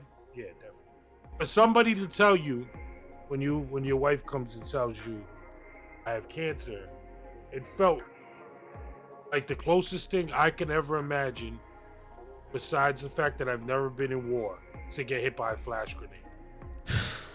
If you could understand how it feels when you're playing Call of Duty and that flash grenade, yeah, and the screen just goes boom, ears ringing, stunned, don't know what to do, can't move, just nothing. We weren't even living here yet. We were in another apartment, and someone needed to borrow some bread from me, and I went downstairs to give them the bread, and they're like, yo, it's someone I've known 20 years at this point in my life, and they're like, yo, what's wrong with you? And I'm like, yo, I just found out my wife got cancer. He was like, there's one of my closest friends. He was like, what? And it's just like, he never seen me cry. He never, I'm not that type of man. Like, I get emotional. I love life. Yeah. I was just like, yo, bro, here, just take the bread and pay me back when you got it. Whatever. He gave me a hug, and I just went upstairs, and I just kept thinking, like, we got a 7-8-year-old autistic child. What the fuck happens if she don't make it? What am I gonna do? Yep. What the fuck's gonna happen with him to have no mom and 8 years old, and how the fuck am I gonna do this without her? And so it wasn't easy, feel me, to say the least. But as you said earlier, God gives the hardest battles to the strongest. Yes, sir. People. Yes, sir. And she had mentioned not just you, but your grandmother as well. And I don't want to bring it up if it is, I wish that you could have met my grandma. Yeah, well, from what I hear, she sounds like a incredible human. She was my grandmother by blood. Yeah. She was my mother. Oh, yeah, I know what you're saying. Yeah, the closeness, she nurtured and just loved you the way a mother does. My mother was 18 years old when I was born, bro. It's a challenging time to. 1984. You don't even know how to be an adult yet. Kids weren't when you're a mom. Teenagers weren't having kids at that age. Yeah. I'm not even gonna smoke because I know you're saying you're gonna put this. Thank you. But yeah, that's my reaction when I can't deal with something. Let me just. Hey, well, we're here to you're dealing with it together. You know what I mean? Like, yeah, I know what you mean. So my grandmother was a fucking saint, dude. Like we would have been like she said, like I shed a tear when I saw the Yankees on the screen because she hadn't seen it. We haven't been. I mean, everyone tends to say, "Oh, the Yankees go to the World Series." It's been 15 years since. It's been a while. Last time we went, like I explained to them, like my son and my wife, like she would go to work if we won the pennant or if we went to the playoffs, and she'd come home with a bag from Modelo's. Just here's a t-shirt, here's a hat. Like, I love that. Of those. Like, and we can't do that anymore. Yeah. There's no store to physically go to. So just for her to be there and the relationship she had with my wife was amazing. You know what I mean? Like Gorgeous don't really get into like her personal shit, but like she was going through a lot when we got together. Like she was living here in New York, and her whole family lived in Texas, and she was living with an aunt that she wasn't getting along with. And I went on vacation somewhere. I think I went to Bermuda or something. We had only been together 2-3 months, and when I got home, my grandmother was like, she could stay with us. You know what I mean? And she was never man. Like my grandmother was never that type of woman. Like growing up, I wasn't having girlfriends over. Women were not sleeping over. Like it wasn't. Yeah. You know, some Hispanic households, they let their kids do them because they rather do it inside. Yep. She's like, nah, bro. You want to do that shit? Go to a fucking motel. This ain't the place. Like she was an old school Puerto Rican woman from the Bronx, Brooklyn, but she moved to the Bronx. You know, like so. But she had a great relationship with Eastania, and I feel like, I think that's what Eastania holds dear, and she was there with us every step of the way. Anything I could ever ask for, you know. That's amazing, and it goes to show the type of woman your wife is to even have that sort of impact on, a woman who wasn't about that. That type of life. And I think she just went through so much shit with my mom she didn't want to go through with us. And understandable. I might give this perception on Twitch. Like I'm a grown man now. I'm 40 years old. I'm a family man. But I was not this person when, you know what I mean, I was 18, when I was 19. I don't ever, glorify the shit I went through. But like people can read between the lines. I grew up in the fucking Bronx. I'm from the hood. I've done a lot of fucked up things that I could be in jail for. My grandmother sacrificed a lot for me. You know what I mean? Yeah. So I'm truly appreciative of that. And, my grandmother had a stroke at our wedding, and she didn't make it home from Florida. You know what I mean? And we found out the next day Gorgeous was pregnant. So, like, you know what I mean? Yeah. That ain't it's God's just work, bro. Yeah. And that's the first girl born that's with just my last wild name ever. That's the first girl born with our last name ever in my family. You know what I mean? It's crazy. So, God has a plan, and like you said something earlier about you found so much beauty in such a fucked up thing. Yeah. Or the way you said it was a little more political. yeah, that's all good. You found beauty in an ugly situation. Yeah. When you said that, I was like, it's just one of those gems that you tend to say, Yeah, it's just one of those things. Like, you wouldn't know the value of beauty if it weren't for ugly. And so that in some ways, in a situation like this, in an experience like this, I feel that's why it is a beautiful ugly in a sense, So, when she was going through it and they wanted, bro, I'm the breadwinner at this point. I'm the only one working. She lost her job. I'm the only one working. I'm hustling. I'm grinding. I'm taking care of the kids. I'm working at the tattoo shop. I didn't even have the job I have now. You know what I mean? I'm doing the buying online, buying and selling toys. Like I was doing anything. You do everything you could to try to just get by, while also make it easier, being there for your wife, but also being there for your son. Like, come on. Yeah, you don't. My man's at the barber every Saturday. So it was times were challenging, for you. And No, I tell anybody who comes to, and people come to my stream and they talk to me and they tell me they're going through it and so and so has cancer, and I always tend to push the narrative that you have to take care of yourself in that situation too, as the husband, as the son, as the father, as the mother, as the sister to someone who has cancer, because that negativity spreads like cancer. as Gorgeous was saying, Yes, you have to stay positive. You got to keep her on her toes. You got to let her know, like, yo, you're gonna beat this. While in the back of your mind, you're worried that what if she don't beat this? I still have to have a plan for me. God forbid it doesn't work. You know what I mean? And then her questioning it, like, do you still want to be with me? I don't have breast anymore. These are things she had to go through mentally, and that's not easy for a man either. There's some men in the world that might turn around and be like, I don't want to be with a woman who had a double mastectomy. And we might look at it like he's being selfish, but every person has the right to choose who they are in a relationship with. Mm-hmm. Me and you might be like, oh, that person's a piece of shit. But there might be some people who justify it like, yo, that's his choice as a man. Yeah. He doesn't want to be with that. He didn't sign up for that. You know what I mean? Mm-hmm. So that's a testament to I think the strength of your character as well. Well, I'm never, been a sucker, so Yeah. I'm never gonna, I wouldn't leave the woman I just proposed to 2 months after. Yeah, exactly. You know what I mean? Like, because she had cancer, but mentally it fucks with you too. Like, because you're like, why are we going through this? Why do we deserve this? Did you have a lot of moments to yourself where you would just break down? Just by, let's say, by yourself, no friends, no one around. Just I mean, I'm not it's weird, bro, because like I'll sit there and I'll just maturate on something and it'll bother me a lot. But like break down, I don't know if I've broken down. Like she says, I don't really show emotion like that, but like I could be sitting there watching an episode of Law and Order and I'll start crying and she might not notice because it's something that just it hits you in a certain way. Like, there's certain things, like when she first came on here, I was listening. I didn't write much, but I listened to every single thing y'all posted. Oh, of course. There was some things that she said that I didn't even know about. You know what I mean? That I was like, okay, That right there is everything. I mean, that right there is. I'm so happy to have this opportunity.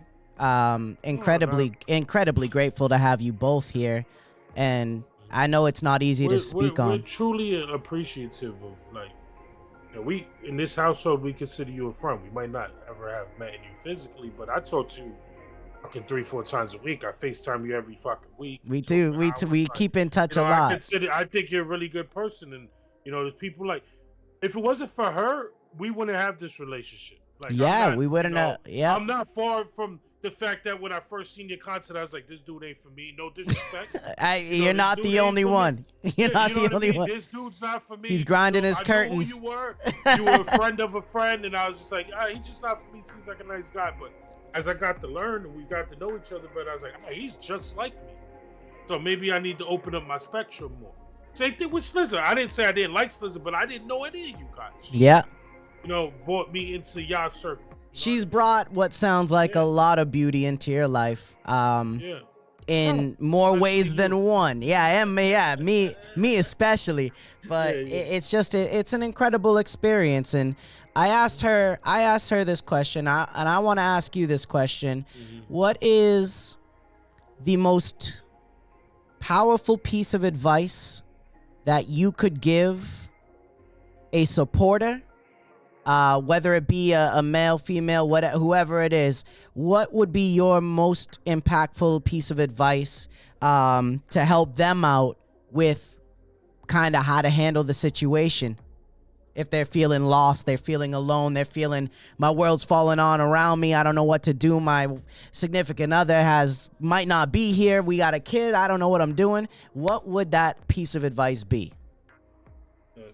The most important thing I think is to take the time to think about what's going on, and for that moment it's not about you, right?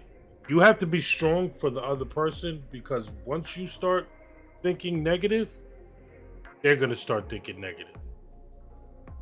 Now, I'm not saying don't show emotion, don't be sad, but you have to be a rock. You know what I mean? You have to be strong. You have to be the person to hold that person down. You know what I mean? Yeah. Because they need to know that someone believes in them, because they might not believe in themselves. You know, No matter how much you might need to choke it down at times. Yeah. Just sometimes you gotta let sit them there know. and be like, this is crazy that we're 33 and 35 going through this. You never You know think what I mean? you never Yeah. think it'll happen to you until it happens to you, right? Facts. And so the best piece of advice I could say is to just take that time to step aside and hold and try to be as strong as you could be, and maybe try to hold your composure, you know, and just be there to listen and to feel and to let them know that everything's gonna be okay and you love them and God is great and you're gonna beat this. I've never believed, except for maybe when it initially happened, that I was gonna lose her. You never God, believed it, except for the initial reaction of when you first hear your wife has cancer, your fiance has cancer, you're like, boom, jump to the worst case scenario. Like I told you, it was a flashbang. Yeah. My head started ringing. Yep. And I just was like, what the fuck are you talking about? Like, there's not a lot of things I remember exactly where I was when it happened. You know what I mean? Like, Of I remember course. I was when 9/11 happened, and I remember exactly where I was when she told me that. You know what I mean? And you know, but thank God that, you know, we're here to talk about this in a positive light, right? Because it yeah. just went so left. Yeah. You know? It's crazy how you can turn tragedy into triumph, as they say, right? I mean, the ability to speak on something so severe that impacts millions of people, especially her type of cancer. Once you found out Once I found out about the more type of of cancer, because I don't know about you, I didn't know. Any other advice? No, I didn't know. I just thought it was breast cancer. I didn't know. Right? I had no idea. Absolutely zero that there was three kinds. Thank God that she had I'm the type that I'll be like, it ain't nothing. Yeah, like, you're good. All right, cool. Found a bump. When she told me she found a bump, I was like, you bugging.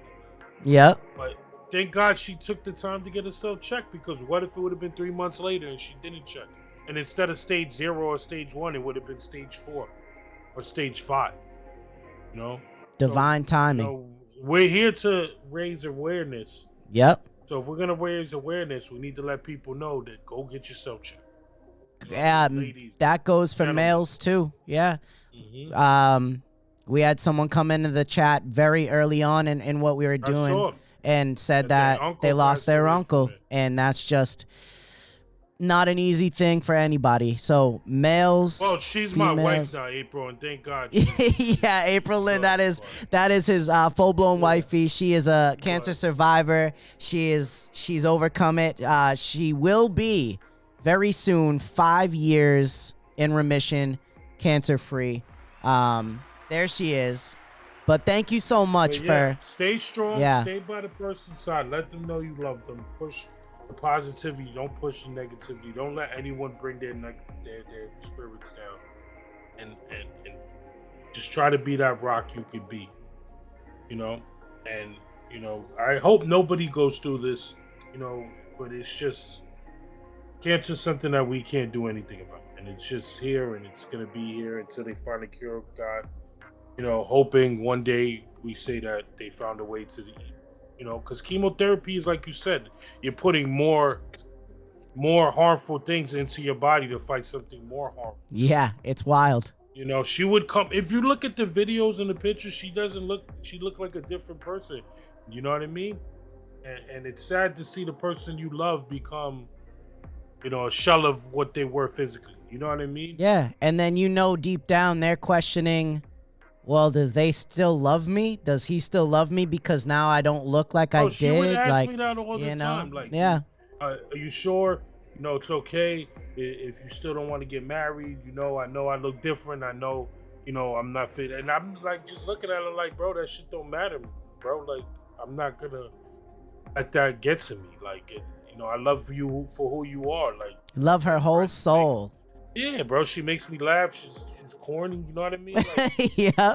She's, you know, she She's my Batman to my Robin, my Robin to my Batman. You finally admitted it. Yes. Shit.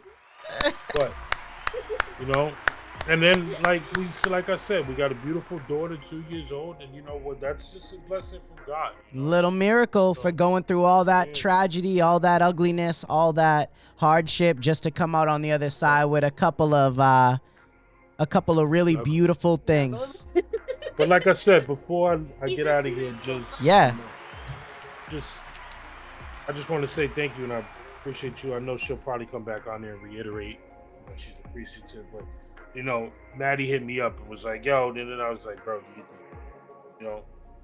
So I appreciate you, and thank you for this, and hope everybody in the chat has a good night and blessings. All love, always, baby. Thank you so much for that. I was pumped immediately when we got the green light to go ahead and do it. So thank you so much for your time. Thank you for the kindness. Thank you for opening up, and thank you most importantly for just being a great person. Try to be through and through, not just to others, but especially your wifey. Appreciate you, Matt. Let me let her back on. Yeah, and, mad love. I see. Yeah, for sure. Go Aaron Judge. Yeah. Thanks, Cornholio. Thanks, Dan. Hi, guys. I'm sorry. Don't be sorry. We love story time with Crack. I was Who doesn't love story time with Crack? I was very, very excited to have him on, and I can't express it enough how grateful I am to have had him on, but also, of course, have you on, to be so vulnerable, so open, to share yourself. And I hope that somebody listening to this is, I hope that a combination of you opening up and also Crack, I hope it really helps so many people. So thank you so much. You're so welcome. I hope that helps, it helps them too. Like, I know it's scary. I know it's not easy. And it's hard.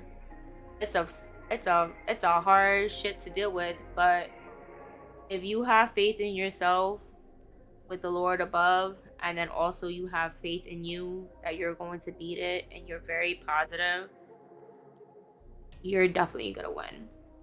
That's what I've always say to everybody that dealt with that. And I met, like I said, 3 incredible women. Unfortunately, they're no longer here. Moms. And, one of them, me and her, we were going to make a podcast about this. About every cancer journey story, breast cancer story. And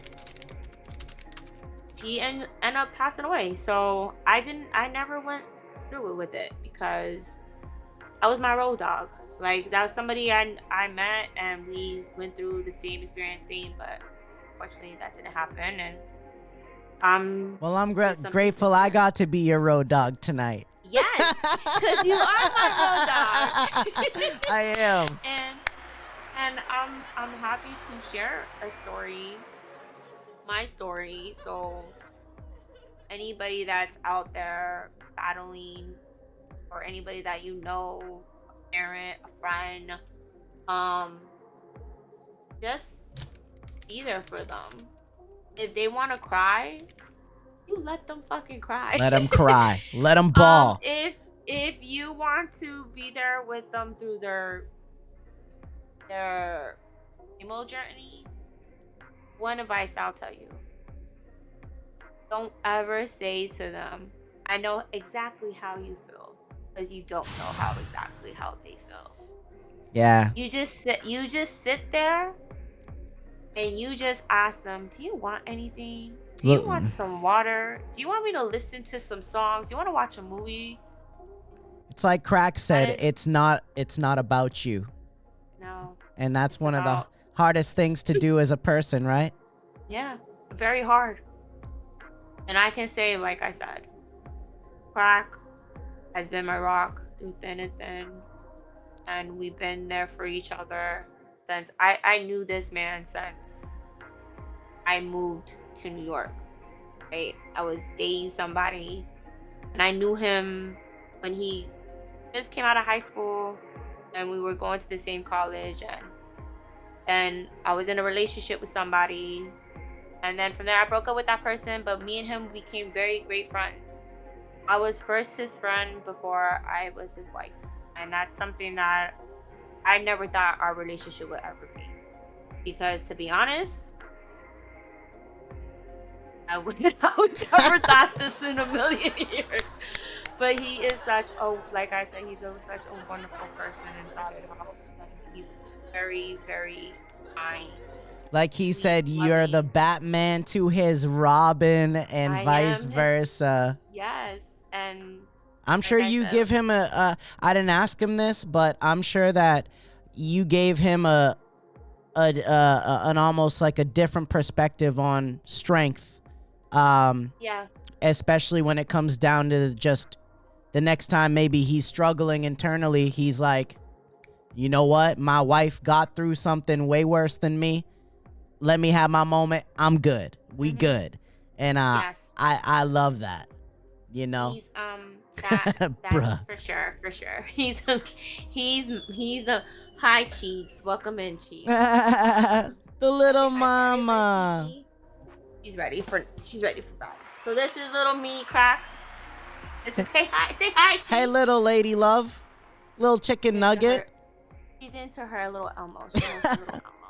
Well, then, So I don't want to hold you up any longer then. I mean, oh God, I'm sorry for the background. you're good. You're good. If you got to go to, fold it in for the night, I've appreciated. I mean, it's been an incredible time invested with you and shared, both you and Crack. And thank you so much again from the bottom of my heart for coming out here and sharing your story on this legendary Daddy After Dark. I will put it on. Jesus Christ, he's gonna put the Yankees on. I love it. We're winning. Listen, thank you for this beautiful opportunity. Honestly speaking, I cannot thank you enough. Thank you for asking me to do this. I love every minute of it. We loved it. I loved it. We raised money hope, for your foundation. let's go. Thank you. It's just amazing. And I just want to say, for you, like I said, for anybody that's dealing with it, you're not alone. I am definitely here to hear you out, if anything. You can hit me up on my social medias. I'm here to listen. Like I said, if you don't have anybody, I'm here for support, morals, and I can try to help you in any way as I can. And I will link all of Gorgeous's socials when I do post this full interview up on YouTube. So stay tuned for that. I will update everybody when that is uploaded and ready. If you want a head start so you can just get notified of it, you can subscribe to the channel. If you choose, completely free of charge, as everybody knows on YouTube. You don't have to. If you just want to watch the video when it comes out, you don't want to sub, that's fine too. I just want this message to get spread as far as possible. And if you want to check out more of Gorgeous, especially over on TikTok, I will be sharing all her links, Instagram, TikTok, you name it. And thank you. Thank you again so much for coming on here. Shout out to you, Poppy Crack. And thank you so much for the love. You are an absolute warrior. And I think you've given this chat, and also you've given myself a different view and perspective on breast cancer, on a lot of things I had no idea, and also just a different view of you as a person and how strong somebody can actually be. And I applaud you for your strength, and I just think it's absolutely amazing. It's magical. You are so amazing. Yeah, I love you guys. Yeah, you are amazing. So thank you so much. Thank you. I know, like I said, thank you for having me. Thank you for letting me share my story. And thank you for the ones that supported Yeah, a special That was shout out. I'll thank you, I'll guys. read the names. A special shout out to Love Life 724 for 25, Grindco for 5, DJ Too Long for 5, 24 Kevin Gaming for 40, JDG for the 50 banger, Nova La D for the 25, M West for the 25, 6 Foot Freckles for the 15, Nova with another 15, Lord Hog for the 50, getting it started, man. So yes, Thank hashtag you, free gorgeous. guys. Sooner than you think it's gonna happen, but Yes, sooner. thank you to everyone that donated to the charity. Once again, if you guys want to explore this charity on your own as well, you can do that. They do have an Instagram page. It is Triple Negative Breast Cancer Foundation. Go check them out. They are on IG. And also, if you want to get in a breast cancer stream before this month is up, you can get them on Twitch, as you see here tonight, as we did. So thank you to all the donations, the people that are here. Thank you to you again, gorgeous. And I am just so grateful. I am so grateful for everything that we shared tonight, and I couldn't be happier. Thank you. Thank you for, like I said, thank you for having me. Thank you for letting me share my story. I hope I encourage everybody that was in the chat. And you know, for the ones that are still fighting and going through it, you guys are in my prayers. And you just keep fighting. All you can really do. I love that. Thank you so much for the beautiful final words, and just being an absolute warrior. I'm just so proud and so happy and so grateful, and thank you so much. I hope you have an incredible rest of your night.